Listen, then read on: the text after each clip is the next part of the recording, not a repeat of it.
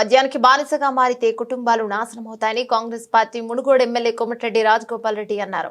Wine షాపుల వద్ద కొనసాగే పర్మిట్ రూమ్లను సాయంత్రం 6 గంటలకు తెరవాలని చెప్పారు. ఇక ఉదయం 10 గంటలకే పర్మిట్ రూమ్లను తెరిస్తే జనాలు ఉదయం నుంచే తాగడం ప్రారంభిస్తారన్నారు.